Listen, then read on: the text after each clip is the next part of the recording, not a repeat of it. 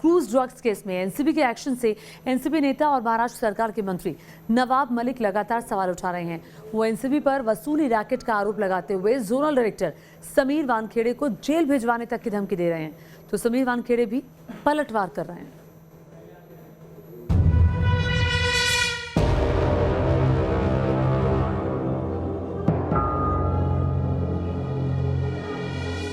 Drugs case में narcotics control bureau की कार्रवाई अब व्यक्तिगत आरोप प्रत्यारोप पर उतर आई है।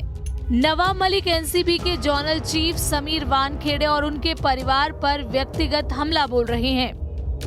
क्रूज ड्रग्स केस में आर्यन खान का नाम आने के बाद महाराष्ट्र के कैबिनेट मंत्री नवाब मलिक के निशाने पर हैं एनसीबी के जोनल डायरेक्टर समीर वानखेड़े।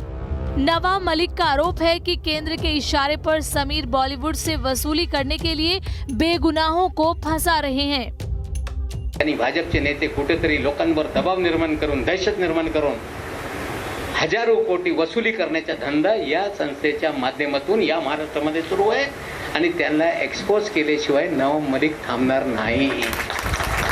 मी आज आव्हान देतो त्या वानखेडेला।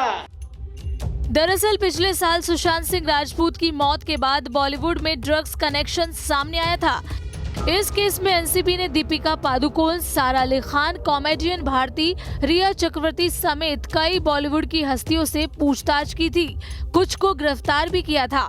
मंत्री नवाब मलिक के दामाद को भी ड्रग्स मामले में जेल की हवा खानी पड़ी थी, जिसके बाद से महाराष्ट्र सरकार लगातार एनसीबी और केंद्रीय जांच एजेंसियों पर महाराष्ट्र को बदनाम करने का आरोप लगाती रही है।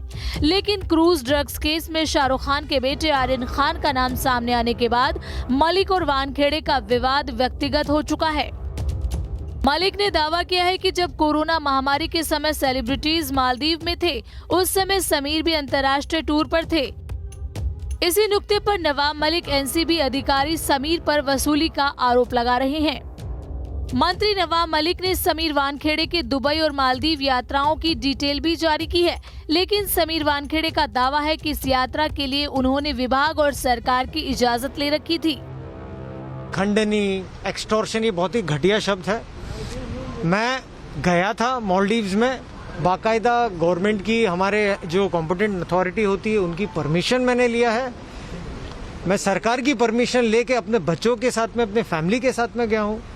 तो अगर उसे एक्सटॉर्शन कहते हैं तो दिस इज नॉट एक्ट। लेकिन नवाब मलिक यही नहीं रुके, उन्होंने इस मामले में समीर के पूरे परिवार को लपेट लिया।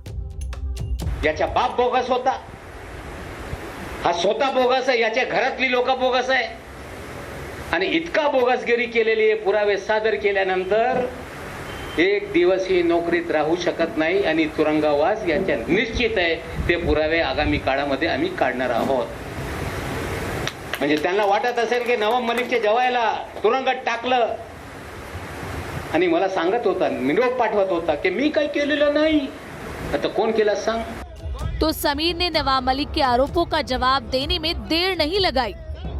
ये पिछले 15 दिनों से अगर प्रोफेशनलिज्म हो तो मुझे कोई चीज के लिए आपत्ति नहीं है, लेकिन मैं फिर से रिटायरेट करूंगा। एक महिला, एक डेड महिला, उसके ऊपर आप एलिगेशन लगा रहे हो।